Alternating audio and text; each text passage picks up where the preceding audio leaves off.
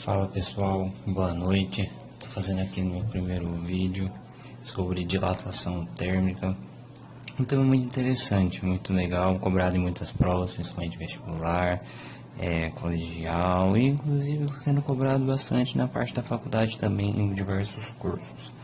Então vamos começar aqui fazendo um exercício sobre dilatação volumétrica, pedido de um amigo meu que acompanha meu site, meu primeiro vídeo aí. Vamos tentar fazer uma coisa bem legal, certo?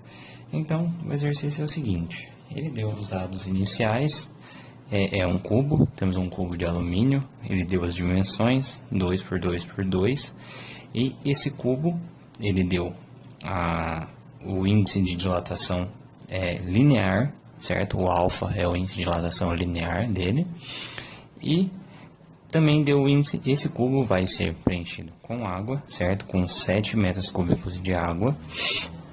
E tomara que esteja dando para ver aí, vamos abaixar um pouquinho, certo? E esse cubo de alumínio vai ser preenchido com 7 metros cúbicos de água. E o que nós queremos saber? Nós queremos saber o volume, na letra A, o volume final da nossa caixa de alumínio. E na letra B, nós queremos saber o volume final da água, certo? Então vamos lá. Então na letra A nós temos o seguinte: nós vamos primeiro calcular o volume inicial da caixa de alumínio, certo? Como que a gente calcula o volume de um cubo? Assim como a gente sabe, a gente multiplica a base, o comprimento, vezes a altura, certo?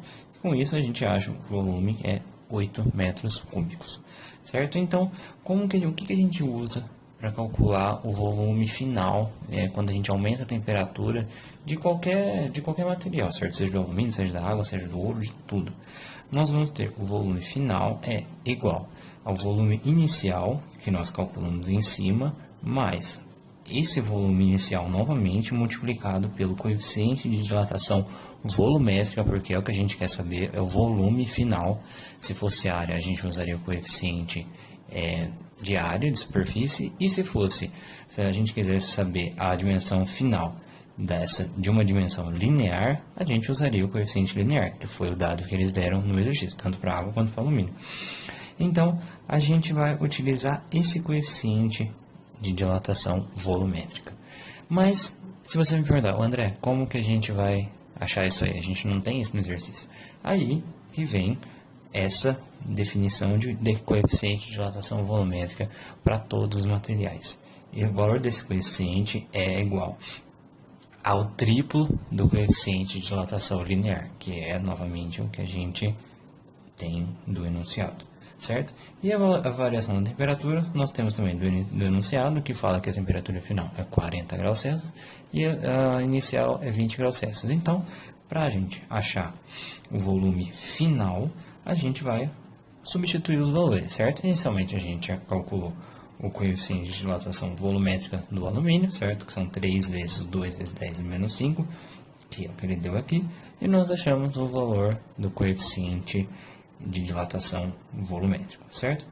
Achado ele, nós utilizamos ele para calcular o volume final da caixa de alumínio. Então, o volume final é igual a 8, que é o volume inicial que a gente calculou aqui, mais o volume final inicial, vezes o coeficiente que a gente acabou de calcular aqui, vezes a variação da temperatura.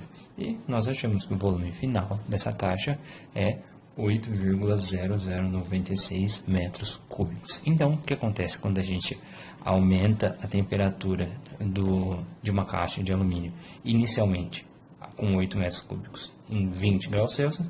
Nós temos que ela aumenta, o volume final dela é esse, certo? Vamos então agora para a letra B.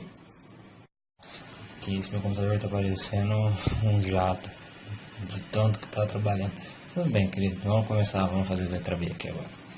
Na letra B a gente quer calcular o volume final da água que está dentro da nossa caixa de alumínio, certo? No enunciado eles deram que foi colocado 7 metros cúbicos de água dentro da nossa caixa, certo? Foi colocado aqui.